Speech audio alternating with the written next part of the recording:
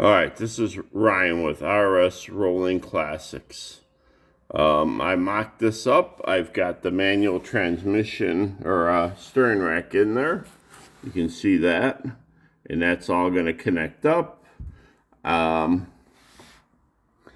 got everything in here. The engine is nice and level. So what happened was when I first did this, the back of the engine was facing up, was pointed up, lifted up higher in the back, and to clear that rack. So that means I had to get it level. I had to get the front end up. And with the front end up and the back off the oil pan, and this motor's now level, that means when I put the transmission on the back end, it'll go straight back.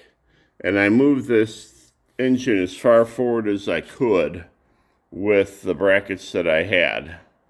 And I also used the lower holes on this guy here. I went to the lower tracks. There's 2 tracks to raise the front up along with the washers. Now it's level. When I put the transmission on the back, it's going to be off of the oil pan, and it's going to be level, and the transmission is going to ride in the back.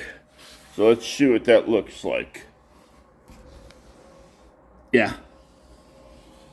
Right there. See the space between? And probably even get more space when I get the transmission on and lift it up, tucked in there nice. So that's where we're at. We'll only know after I get the transmission on there if this is what what's gonna happen. But right now, as far as I can tell, having a level motor with the transmission going straight back instead of being pointed up into this direction, that's what we're gonna have. We have a nice straight level when it's gonna shoot straight back. Because like I said, when it was on the oil pan, it was up, and you can't have a transmission pointing up. In your motor, you want ideally level. So with everything mocked up, we're on the right track. Let's keep this one short. I've already done this like 3 times. A stupid video thing shut off on me. But you can see, I've got the weight off the front, and it's resting on the motor mounts. So when I put the transmission and tuck it in, it'll go straight up.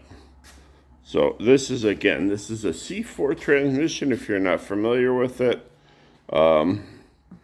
You've got that's park,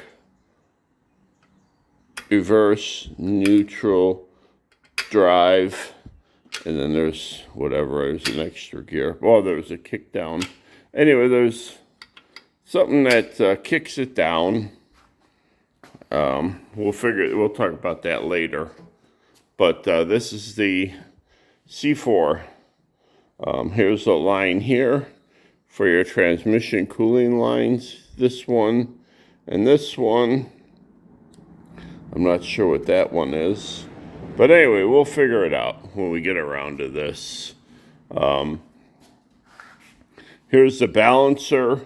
Something you want to make sure you don't mess up is there's a drain plug. Kind of hard to see it's kind of blocked by this bracket. But there's a drain plug right underneath here. So when you put this on here, you have to make sure the hole accommodates that drain plug in your flex plate. If you don't, it's not gonna go on flat. You might be able to force it, but the actual flex plate does have an accommodation for that drain plug. You gotta make sure that hole lines up.